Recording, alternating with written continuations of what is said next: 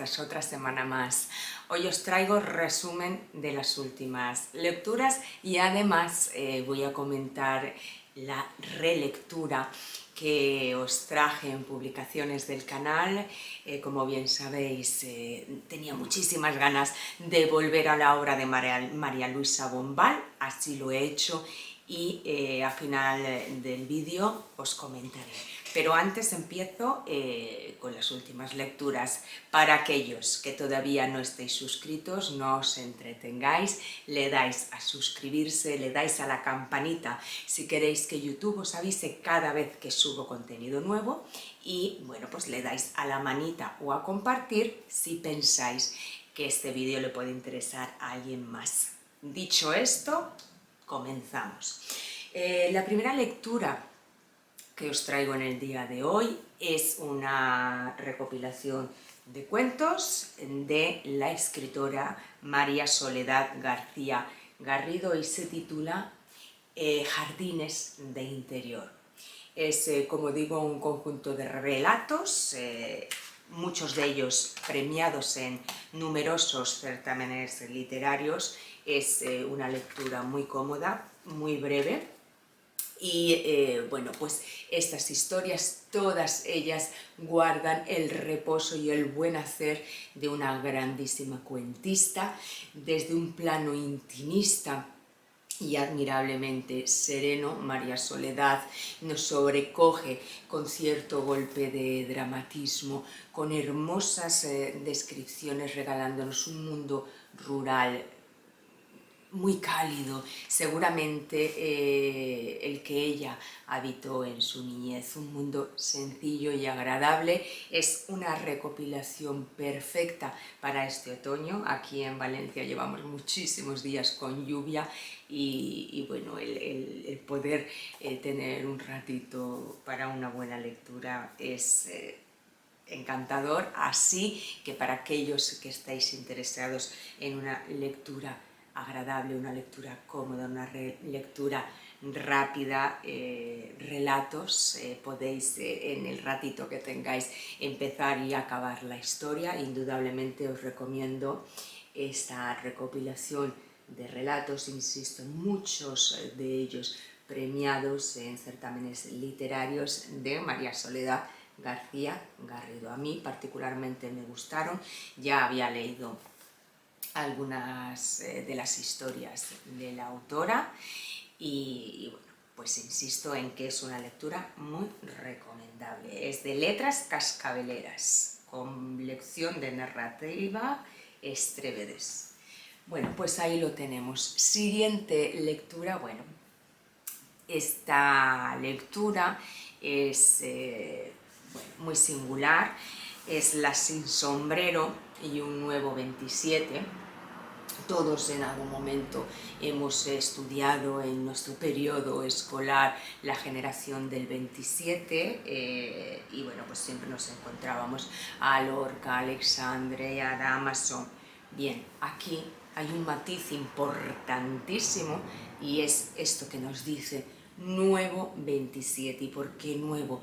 Porque ha incluido figuras muy importantes, tanto o más que los de siempre, pero figuras femeninas, tan importantísimo. Por fin, un poco de justicia en esos periodos donde las mujeres con su talento aportaron, transformaron y dejaron y echaron el resto y siempre habían quedado ocultas, relegadas. Bien, esta edición, además de ser una edición muy bonita, el tacto es fabuloso, el formato a mí me gusta muchísimo, además pues es atrevida y es necesaria.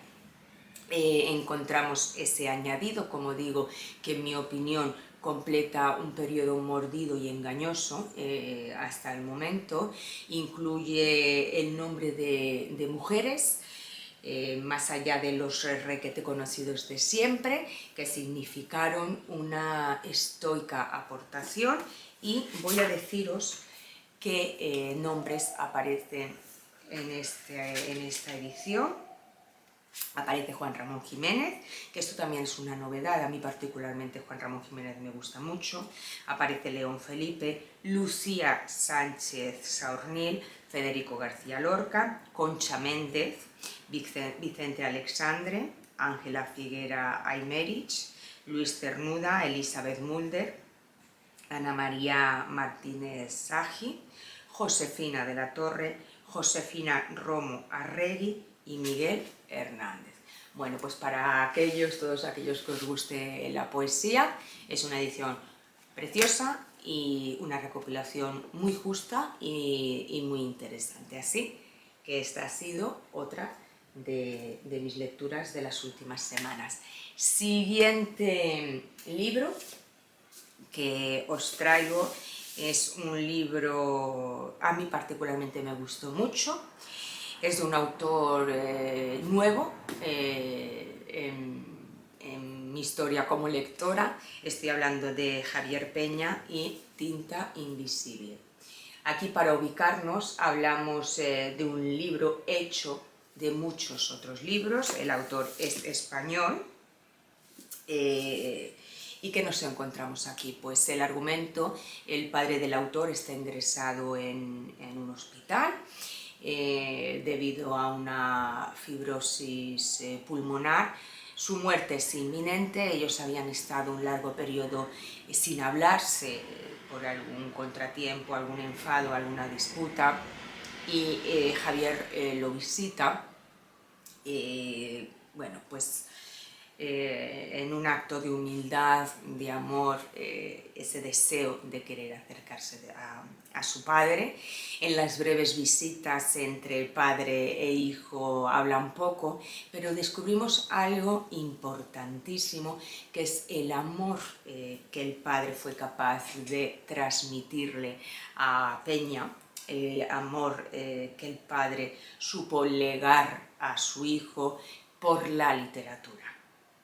Y así entramos en una especie de alivio a través del arte. Hay anécdotas muy simpáticas, muy interesantes, curiosidades y un número inabarcable de historia sobre los grandes universales de las letras que colman estas páginas. Y de fondo, pues mirad, de fondo nos encontramos la enfermedad, nos encontramos la pérdida, el perdón, la familia, y de cómo no, el poder transformador de las historias.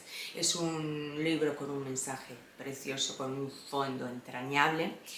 Qué bello proceder el de Javier Peña. Cuantísimo material tuvo que recopilar, cuantísimo esfuerzo tuvo que llevar a cabo, que realizar para armar esta obra, Tinta Invisible, que es un texto definitivamente muy recomendable y muy deleitoso. Así que esta lectura sí que la recomiendo con mucho interés y os va a gustar porque además es muy original. Siguiente lectura, bien. Otro autor nuevo, estoy hablando de Juan Manuel de Prada y su título Raros como yo. Os voy a contar un poco qué me pasó con este autor. A ver, en junio gané un premio de novela y cuando me dieron la noticia, a los días me llegó un mensaje explicándome que el premio me lo iba a entregar el escritor Juan Manuel de Prada.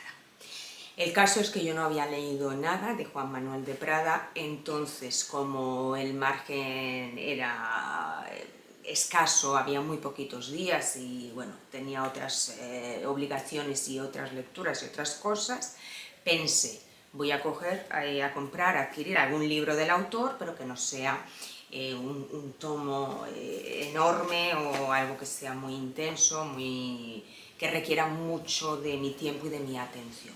Entonces, bueno, pues este título me pareció muy provocativo, Raros como yo.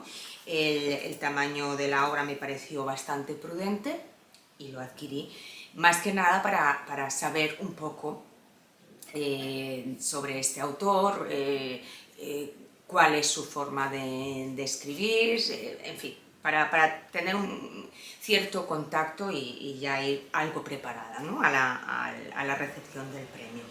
Bien, como digo, adquirí Raros como yo, esto no es una novela. El autor resucita un conjunto de escritores raros, tal vez malditos, como él va insinuando a lo largo de la narración. Es un libro donde desde el principio se ve que el autor se encuentra comodísimo, que habla de autores que conoce y que ha estudiado a la perfección, pero precisamente lo que me ocurrió es que ese pozo inabarcable de estudio del autor y de conocimiento, la demasía estética del texto, es un escritor que utiliza términos muy precisos, quizás términos y descripciones muy rimbombantes, muy elaboradas, pues consiguieron saturarme y me vi casi en la necesidad de detener la lectura y dejarla para otro momento. Por lo tanto, mi primer acercamiento a Juan Manuel de Prada ha sido tumbada, pero no porque considere que no es un buen escritor, ni muchísimo menos porque me haya aburrido, nada que ver, sino he sido fulminada, he sido tumbada por el exceso. Y en ese momento en que yo me enfrenté a la lectura de Raros como yo, no podía asimilar tantísima información, no podía asimilar un texto tan elaborado y leerlo sin interiorizarlo. Eso no me gusta, entonces me vi en la necesidad de dejarlo. Sin embargo, es un libro al que voy a acudir en otro momento, no sé cuándo ahora mismo, pero voy a acudir a él porque lo quiero leer, me parece muy interesante. De hecho, lo he dejado descansando en mi mesita de noche. En mi mesita de noche tengo los libros que estoy leyendo. Yo normalmente no leo los libros de uno en uno y cuando finalizo empiezo otro, no, yo voy leyendo varios a la vez y en la mesita de noche tengo esos varios que voy leyendo a la vez y a lo mejor me dejo uno o dos que son los próximos que voy a empezar conforme vaya finalizando lecturas. Entonces, es un libro que voy a retomar seguramente en breve, pero quería compartir con vosotros este caso tan extraño, es decir, es un escritor que sé que me va a gustar, es un escritor que sé que voy a aprender muchísimo a través de sus obras, pero en ese momento no era capaz de encajar, de asimilar todo el contenido, toda la exuberancia que ofrece Juan Manuel de Prada en sus obras.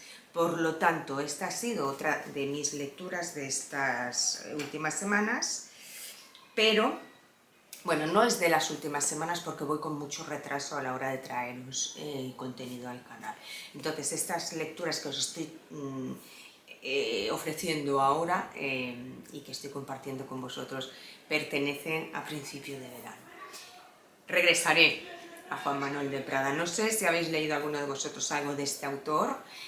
Levanta pasiones, yo lo sé, lo he descubierto hace muy poco. Decidme si habéis leído algo de Juan Manuel de Prada y qué os ha parecido. Y ahora sí, voy a comentaros, voy a compartir con vosotros bueno, mi opinión y mis sensaciones con la relectura que os anuncié. Sabéis que las relecturas las realizo sobre libros que me han gustado mucho y que me han dejado la sensación de, oye, si los vuelves a leer vas a obtener muchísimo más, va a ser como otra primera lectura, porque hay libros tan vastos, con tantísima belleza o con tantísima profundidad, o que merecen una segunda y una tercera o una cuarta lectura. Estoy hablando de la obra de María Luisa Bombal. Fijaros si es breve, si fue breve la obra de esta autora, que en este volumen de Seix-Barral está toda la que fue toda su obra. Nos encontramos La última niebla, La amortajada y varios relatos, pero estos son los más significativos. Os voy a decir qué títulos son los que componen esta recopilación de toda su obra. No sé qué decir, bueno, pues no aparece un índice, como lo veo yo, así aquí aparece. ¿Qué os voy a decir de la obra de María Luisa Bombal? Ahora iré al detalle, pero es que me parece una autora tan original, me parece una autora tan entregada, tan desgarradora, que perderse su obra es que es casi, podría pasar a ser un delito lector. Bueno, su obra está conformada por La última niebla, El árbol, Trenzas, Lo secreto, Las islas nuevas, La amortajada. Hay un comentario por Jorge Luis Borges sobre La amortajada y la historia de María Griselda. Además, aquí hay un añadido sobre María Luisa Bombal y luego otro añadido Bombal por Bombal. Bueno, como digo, me llevó a querer realizar una segunda lectura de la obra de María Luisa Bombal. Esa capacidad para transitar entre el sueño y la realidad, con una magia insólita, con una capacidad de transportarnos a un mundo misterioso, a un mundo extraño, a un mundo, a su mundo, sin que nada nos rechine. Es tal el placer de leer a María Luisa Bombal que tuve que regresar a él. Como digo, es una obra muy breve, está al alcance de cualquiera, no necesita disponer de meses para trabajar sobre su lectura o para disfrutar su lectura, nada. Adquirimos este librillo y ya lo tenemos todo. Sus títulos, los que recoge este volumen, ya os los he dicho. El primer relato que leí fue La última niebla, y aquí, de verdad, una peregrina junto a la protagonista, que es una mujer víctima de un matrimonio insustancial, es una mujer confusa, es una mujer contrariada y sintiendo en cada instante de su vida, sintiendo en cada segundo de su vida ese latir de lo que jamás pudo ser, de lo que jamás ha sido y que ella tanto ansía. Funciona, como digo, lo real con lo soñado con lo ensoñado, con tal ambigüedad, con tal destreza, que eleva el inconsciente y lo sensorial por encima de lo racional. Y entonces, ¿quién es capaz de llevarnos a un trance tan brutal? Ella, María Luisa Bombal. Los ingredientes son retadores, que lleva siempre a su terreno a través de un lenguaje profundamente poético. Es que es única. En La amortajada, otra obra, quizás a mí La amortajada, si tuviera que volcarme hacia uno de sus títulos, quizás a mí La amortajada me parece lo mejor de lo mejor. La voz narrativa, que es la de Ana María, la muerta, la señora que yace dentro de su ataúd mientras todos sus familiares van pasando por sus pies a despedirse de ella, ¿no? Nos desvela bueno, pues, una existencia atormentada por amor, por el desencuentro, por la imposibilidad. En todas las protagonistas de María Luisa, todas las protagonistas de María Luisa Bombal están atravesadas por esa imposibilidad, ¿no? Por esa frustración ante el amor. Deja una sensación maravillosa. Este contrapunto, insisto, entre lo real y lo sobrenatural, cuestiona sin pudor todo, lo que ella fijaba a tiro de vista. Incluso en este cuento que os comento, en La Amortajada, cuestiona hasta la religión católica. Imaginad en su tiempo lo que esto supuso, imaginad lo que supuso en tiempos de María Luisa Bombal, describir en esta recopilación bien explícitamente el orgasmo de una mujer dueña de su cuerpo, sabedora de los placeres que puede sentir su cuerpo, y sin pudor alguno, insisto, nos describe, nos hace la descripción maravillosa de nuestra protagonista sintiendo un orgasmo en un encuentro sexual. Es que fue atrevida y fue arriesgada en un tiempo que las mujeres no tenían nada de esto permitido. De ahí el valor y la importancia. Como digo, la voz de esta autora es una voz de mujer siempre angustiada, una mujer que fue capaz, además, en su vida real, de cometer un crimen y pagar ante la justicia por ello. Fue, insisto, además de una grandísima autora, una pionera, una mujer con un singular entendimiento, que habló abiertamente de los temas que le dio la gana, rompiendo cualquier esquema conservador de la época. Persiste en toda su obra una visión de lo femenino unido a la naturaleza primigenia. Resultó mágica su obra. Y bueno, pues es, como digo, autora de una obra perturbadora o una obra obsesiva. Quizás sus obsesiones las trasladó con muchísima naturalidad a sus textos.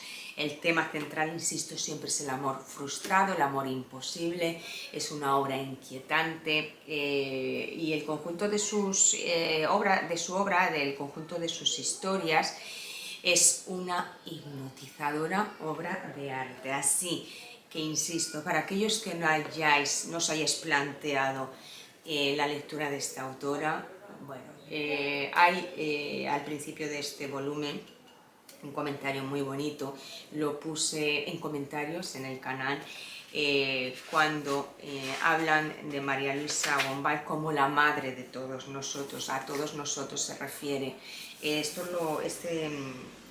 Este comentario lo realizó Carlos Fuentes, y cuando se refirió en una conferencia que realizó este hombre, se refirió a que María Luisa Bombal era la madre de todos nosotros, se refería a todos los autores latinoamericanos del boom latinoamericano, porque ella fue la precursora de ese realismo mágico junto a otras mujeres brillantes que también he traído al canal y que se me llena la boca hablando de ellas, como fue también una de ellas, Elena Garro. Así que si queréis magia, si queréis universos nuevos, universos delirantes, universos turbios, universos que nos van a hacer sentir y vivir lo que nunca hemos sentido y vivido, pues María Luisa Bombal es una buenísima apuesta. Con esto doy por finalizado el vídeo de hoy. Os he traído lecturas, intento ponerme al día porque voy leyendo mucho y no me da tiempo a traer todo lo que voy leyendo al canal en los tiempos que quisiera.